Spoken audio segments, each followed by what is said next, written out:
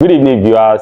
You are welcome to Citizens Hangout, and this is a show where we talk about issues, where we do surgical operation to issues of tropical nature, and then where we address issues that affect the common man on the street and then the citizens of Nigeria at large. So today I have with me a veteran in grassroots politics, a key stakeholders with the People's Democratic Party in Lagos State, and also an honorable who has one time vied for the position of the Lagos State House of Assembly, Ikeja Constituency 2, under the platform of PDP as well, and now the current Director General for Seruti Campaign Organization Council, who is also vying for the position of Lagos State House of Assembly, Ikeja Constituency 2. So welcome my guest, Honorable Babatunde Shitu Olanrewaju, BSO. Please say hello to the house.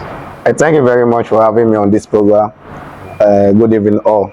Yeah, so thank you. So today we'll be looking at the 2023 general elections, and then we want to look at the options that the Nigeria have. Yes, there are so many political parties who are contesting the seat, various seats in the elective position, from the president to the governor to the senate to the national assembly to the House of Representatives and state House of Assembly. However, Nigerians have options to choose from.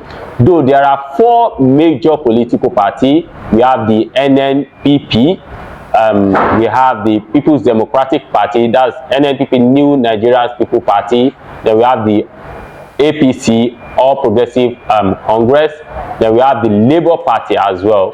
So then, these are the major political party.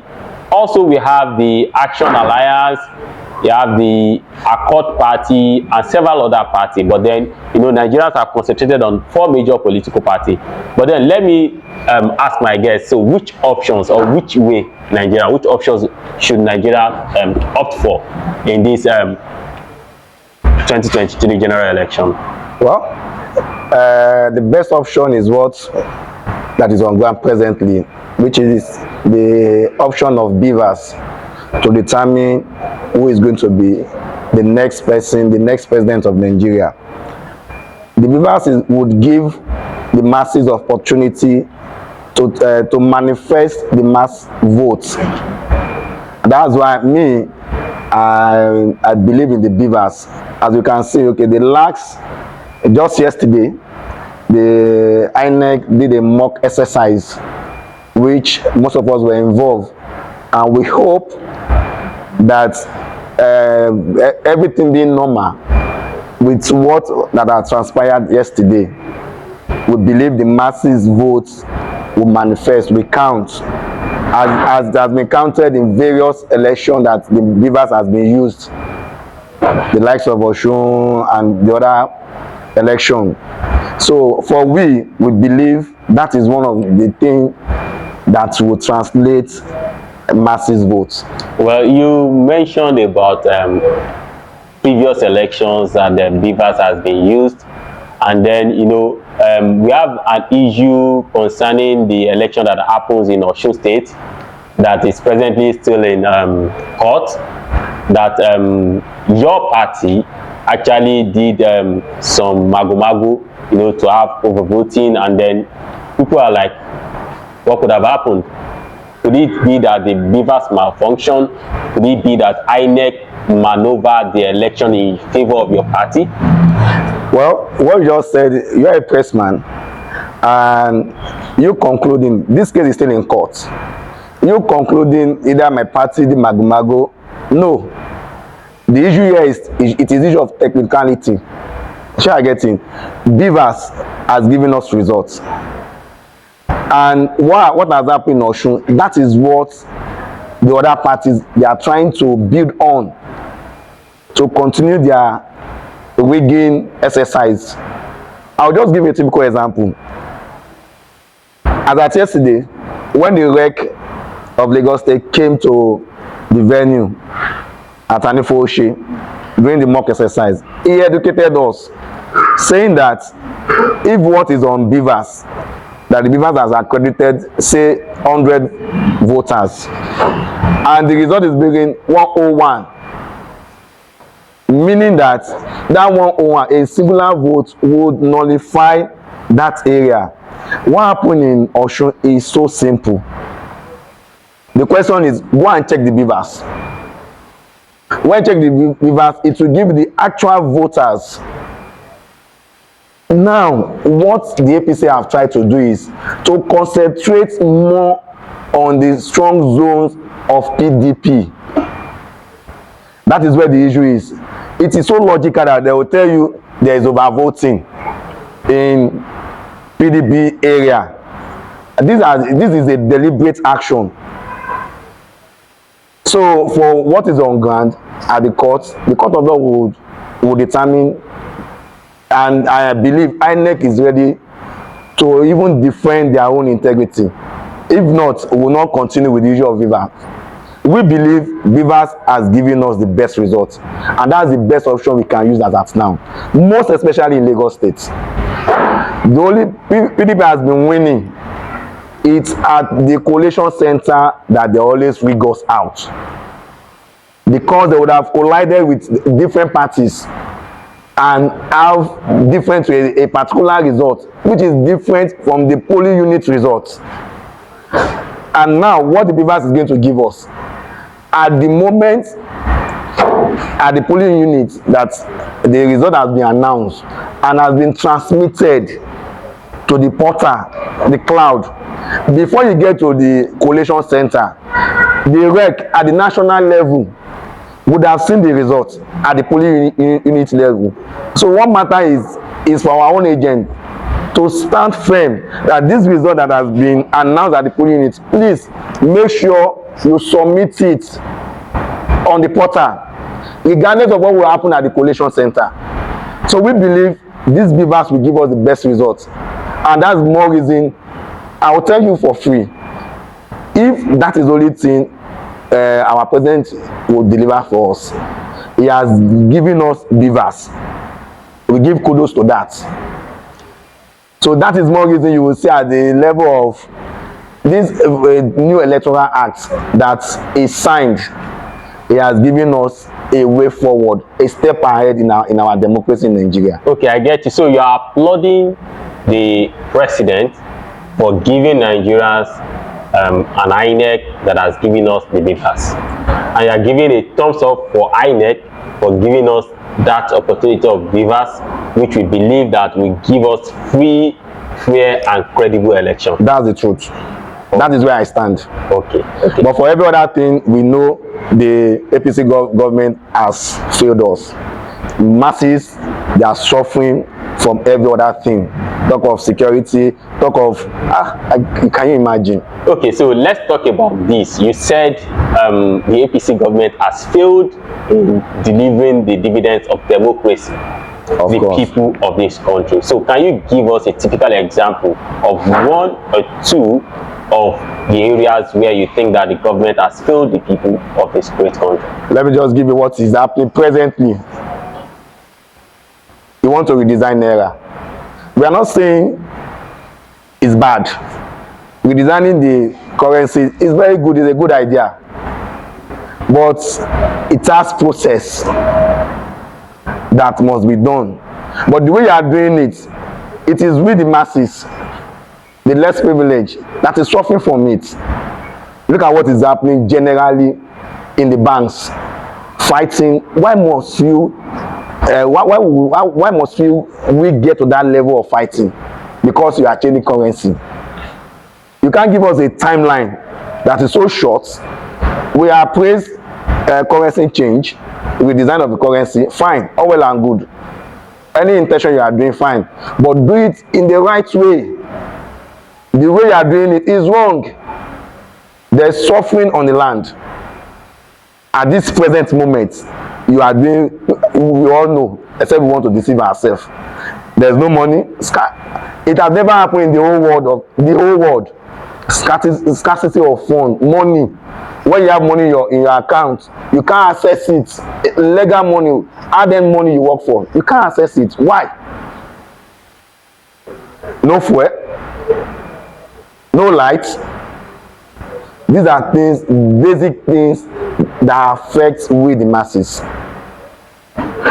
Okay, so you have highlighted at least one or two issues that you think that the president or the government or this administration should have addressed. So do you think that if your candidates will come into power, how do you think they will address these issues? Or can you share an insight into the manifestos of the People Democratic Party candidates? See, the issue here is more about experience. Our incoming president, he has been there before. He is experienced. He knows what is on ground and he has the solution. There are two different things. So what you are well prepared for and what you know about, you know best. You will give best solution to it. Unlike this government, when they are coming on board on 2015, we will provide solution for you within 6 months. That was their promises. Unfortunately, within that 6 months, you could not nominate ministerial appointments. When you are campaigning, you were telling us within the 6 months, you will provide solutions to problems, fuel, light. But when you came on board, that 6 months, you could not appoint ministers that will work with you. It shows you don't really know what is on ground. So we need someone that is experienced, that knows what is happening. So are you saying that other political parties candidates are not experienced enough to assume the responsibility of governing this country? The fact is there. All political parties, just mention one that is well experienced as Atiku. There's none. Out of all the political parties, I tell you for free, we are all in Nigeria. This is person that has served for 8 years under the presidency, not as minister. So he is experienced, and there's nobody that is experienced as Atiku. So what would you say about the person he served with, who says that he cannot anoint him as the president? So the person that said he cannot anoint him as the president anointed him 2019. Was with him 2019. So someone that has a consistent character, we can't go about such person. Such person decision does not translate the masses' mind and vote. It's an individual opinion. So if you have supported this 2019, at 2023 you are shifting polls, it shows the kind of person you are. Because you know this person before now, you serve for together. So please let us leave that issue of anointed or not anointed. But what matters is it experience? Can it deliver? Okay. Yes, the experience can deliver. Thank you, Honorable BS. So we'll go on break now and we'll be back shortly. Thank you.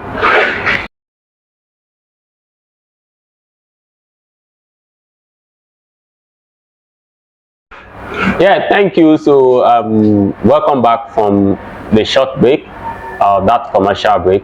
So we've listened to Honorable BSO, as it's fondly called. Like I mentioned, so it's a veteran in the grassroots politics. It's a key stakeholder in the People's Democratic Party Lagos State chapter, and then we have heard he has canvassed or promote his candidate, saying that he is the most experienced personnel that we should hand over the #1 job of Nigeria to as the president. However, coming back home now, let's talk about Lagos. You know, people say Lagos is a no man's land. Do you believe that? Lagos, that word is a general word, which we don't believe it. Lagos has its own indigeneity. So though Lagos is magnanimously enough to allow a lot of people to come in, that's more reason that privilege that Lagos has given to the masses, They've forgotten that it was a privilege given to them. They're now turning to a right that Lagos belongs to everybody. We know who are Lagosians. We know their worries. So that we have given you the opportunity, a privilege, come and settle here, come and do your business here. Lagos is a commercial state that you can make more money. So don't forget that it is a privilege, an opportunity given to you. It's not your right. For the fact that we are living, we are in both Nigeria. But when you get to state by state, we know ourselves. So now, are you saying that the #1 citizens of Lagos should be given to those who are the owners of the land? That is what we are saying now. That Awori Lokon. That so even though if Awori is not competent, see what we are saying now. As far as we are saying Awori Lokon, the person contesting for the 16th governor is competent. So he has served his antecedents. He has served under this government without appointment and any other. But he served a governor that has delivered. At the point, you know, when you are living in a palace as a slave, and you are seeing the way how will I put it, the person that is installed as a king, who is not the real indigene of that land. You are seeing the way they are governing your palace, your father property, and you are serving there as a slave. The moment you now see that no, this thing cannot continue like that. That is why Jandor, the incoming governor of Lagos State, said no. He has served in that government, in the media team. He has seen the way the resources of Lagos State is being used. I said, no, I have to leave this government and come and fight for the right of Lagosians. The resources of Lagos State should be used in Lagos State. So are you saying that there are resources that belongs to Lagos that is taken out of Lagos? See, this fact is there. The fourth thing is, in the whole world, you will be told, we are told, and we have seen, we are living in Lagos State, that Lagos State has the highest economy in Africa. Lagos State, it is a wealthy state. But the truth of the matter is, we are not seeing, the Lagosians are not wealthy. They are not healthy. Why? All the resources, where is it? We are not seeing the resources in Lagos State, on the land of Lagos. The question is, where are you taking these resources to? If we are generating revenue that can sponsor, that can finance Nigeria as a whole, internal revenue that can sponsor Nigeria as a whole, the question, where is the revenue? We are not seeing it on the street of Lagos. That is our concern. That's more reason Dr. Abdulaziz Olajide Adediran, popularly known as Jandor, said no, enough is enough. First and foremost, Awori Lokon. And the only thing that we want to make as a difference, just one, that resources of Lagos will translate on the street of Lagos. Don't you think that this Awori Lokon slang is a slang that speaks to ethnicity, that speaks to racism, or that speaks to, you know, nepotism? No. What we are saying because now is, people talk about governance with respect to whoever that is competent and that can deliver on the job. What we are saying now is, irrespective of your ethnicity, we are not even talking about racism or nepotism here. If we are talking about nepotism or racism, it will be like those who have been governing Lagos State are Lagosians. But unfortunately, they are not Lagosians. So it's not about racism or nepotism. It's about let Lagosian govern this state. Because if you are a Lagosian, you will not take the resources of your state to govern or finance any other place. So can you give us a very good example when you say using Lagos resources to finance other states? See, this thing is direct. Go and look at the budget. the budget of Lagos State as at 2019 till 2021 till 2022, you will see increments on the budget. But the question is, as we are getting the increment, you compare the increment of your budget and the debt. You have increased your budget and the debt level is also increased. Why? What have you seen of that budget? Has it translated in Lagos State? No. Please, this government, this outgoing government in Lagos State, inshallah, and we are working towards that because of the BIVAS that Buhari has given us. This outgoing government cannot show us a capital project that it has done. But people has applauded the current governor about the light rail, project that he has done. A light rail, and a number of road constructions, infrastructures. See, if you are talking of light rail of 2 bus stop, it's a project. When you are talking of capital projects of this government, if there's an ongoing project that's been financed by government, you came on board, you supported it. It's different from this is my own project I want to do. So this government does not have a particular. Okay, now you can identify when Fashola was there. You can identify the project he did that he started and finished, and there are some that he could not finish that Ambode finished. And if we can identify projects that Ambode did, that this one is Ambode project. The light rail is not Sanwo-Olu project. It's a project that's been on ground and you came into it. I want to tell you that it's a partnership project, but unfortunately it's just 2 bus stops. For a state that has the largest economy in Africa, that is a state that generates the largest internal generating revenue in Africa. So by now we should not be talking about 2 bus stop railway. No, we should be talking. Okay, what do you think Jandor will do differently if he assumes the position of the governor of Lagos State? The only difference Jandor will do, just one, and that's what we are saying, let the resources of Lagos State translate on the street of Lagos. So all these billions, all this generating revenue that is going to one man pocket will translate on the masses. And you will now feel that yes, Lagos State, we are wealthy. We are wealthy on paper, not on streets. Let me come down. See, Ikeja local government.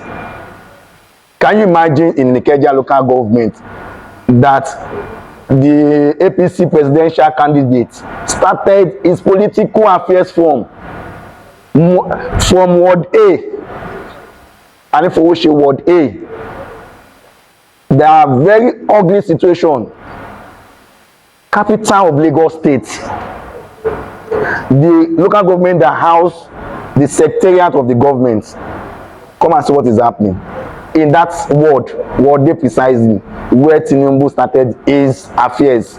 Okay, so we'll go on short break now, while we'll come back later and continue from where we have stopped. And Honorable BOS is still very much with us here. Thank you.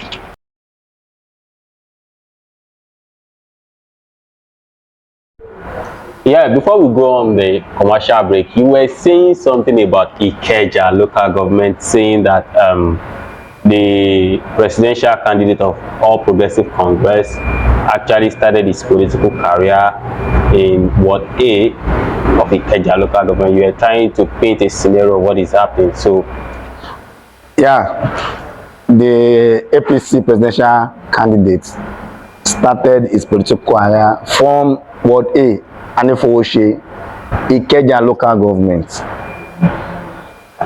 The actual scenario happening there, where we are talking about let the resources of Lagos State translate on the street of Lagos State. Come and see what is happening in Ikeja local government, Ward A, Anifowoshe community.